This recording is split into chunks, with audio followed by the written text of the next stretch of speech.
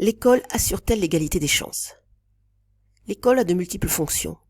La première est celle de la socialisation primaire. Ainsi, l'école doit transmettre une culture commune. Dans ces conditions, les individus vont partager les mêmes valeurs et les mêmes normes, ce qui permet l'intégration de l'individu à la communauté. La deuxième fonction est le transfert de connaissances. L'école va transmettre des savoirs et des compétences, et elle va dispenser des qualifications validées par les diplômes. Ainsi, l'école permet l'insertion sur le marché du travail des individus. Troisième fonction de l'école, former la main-d'œuvre aux besoins de l'économie. Or, pour assurer l'efficacité économique, l'attribution de ces diplômes doit être de manière particulière. Il faut placer les meilleurs au poste à responsabilité. Dans ces conditions, la productivité globale de l'économie sera élevée, ce qui permettra une croissance forte. Une condition est alors l'égalité des chances. L'égalité des chances est indispensable. L'égalité des chances consiste à réduire les inégalités de départ, et donc à traiter tous les enfants de la même manière, leur donner à tous les mêmes possibilités. En revanche, on accepte les inégalités à l'arrivée. En effet, les inégalités vont rémunérer des efforts différents. L'objectif de l'égalité des chances est de limiter l'effet de l'héritage, qu'il soit économique, social ou culturel, sur le destin de l'individu. Cette égalité des chances, qui a donc pour objectif de limiter l'effet de l'héritage, permet d'assurer la méritocratie. En effet, le statut d'arrivée ne dépend pas lui du statut de départ, mais ce statut dépend des efforts et des compétences de chacun. On est donc bien dans une logique méritocratique, à chacun selon ses mérites. L'école va pouvoir assurer l'égalité des chances par le biais de deux mécanismes. D'abord, l'éducation est un service collectif. Il est effectué par une administration centrale, le ministère de l'Éducation nationale.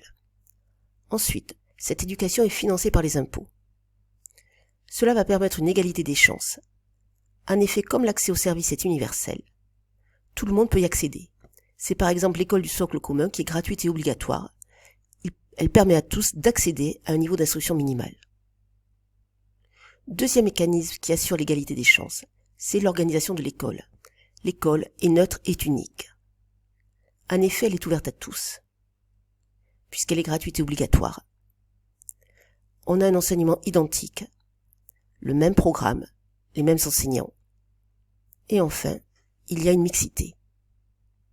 La composition sociale, ethnique et genrée est identique dans toutes les écoles. Le système scolaire a aussi été transformé pour assurer davantage l'égalité des chances. En effet, lors de la création de l'école laïque obligatoire et gratuite, celle de Jules Ferry, on pense que c'est une école ouverte à tous et qui assure l'égalité des chances. En réalité, c'est un mythe. En effet, en réalité, les cursus sont différents et étanches. Et ils le sont en fonction de l'origine sociale.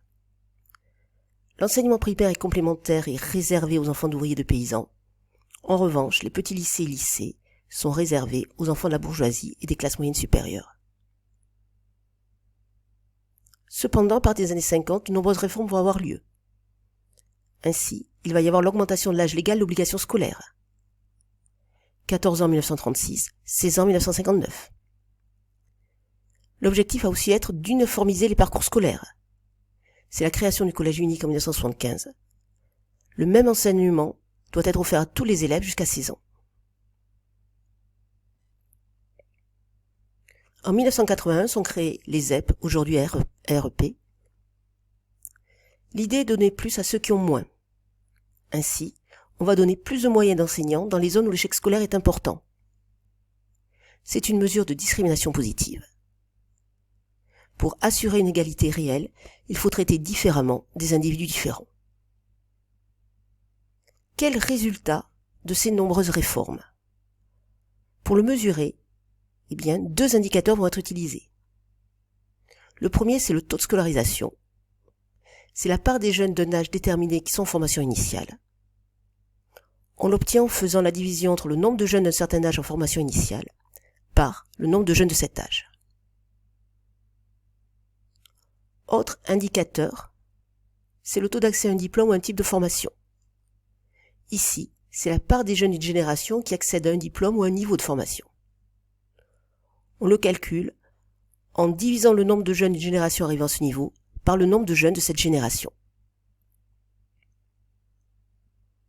Ces évolutions montrent-elles une démocratisation ou bien une massification? Les deux termes sont différents et ne sont pas synonymes. La démocratisation, elle est d'abord quantitative. Il faut que le nombre d'enfants scolarisés augmente, mais elle est surtout qualitative. Les inégalités face à l'école diminuent. Pour la massification, il y a bien un effet quantitatif. Une partie de plus en plus importante d'une génération poursuit des études auparavant réservées à un nombre restreint d'individus. Seulement, au niveau qualitatif, il n'y a pas de réduction d'inégalités scolaires. Celles-ci peuvent persister. Les données montrent que le taux d'accès au bac et aux études supérieures a augmenté. Les inégalités ont bien baissé. Il y a donc une certaine démocratisation. Cependant, les inégalités continuent à persister. Le taux d'obtention du bac est plus grand pour les enfants de cadres que pour les enfants d'ouvriers. De même, les types de bac et d'études supérieures sont différents selon l'origine sociale. Il vaut mieux parler de massification. Il y a une translation vers le haut des inégalités. Une conséquence de cette massification est l'inflation des diplômes. L'inflation des diplômes consiste au fait que le nombre de diplômés a augmenté plus vite que le nombre d'emplois demandant ce diplôme. Il y a donc une dévaluation du diplôme. Cette dévaluation du diplôme entraîne une baisse du rendement du diplôme. La valeur nominale, c'est-à-dire les compétences données par le diplôme, ne diminue pas. En revanche, sa valeur réelle diminue. Le diplôme ne permet plus d'obtenir le même emploi. Ainsi, pour contrer la dévaluation du diplôme, la stratégie rationnelle d'un individu sera d'augmenter la durée des études. Simplement, tous les individus agissent de même. Il y a alors un effet pervers de l'agrégation des comportements individuels. La dévaluation des diplômes est encore plus forte. Cette dévaluation des diplômes va toucher les diplômes dont la croissance a été rapide, les niveaux de diplôme les plus bas.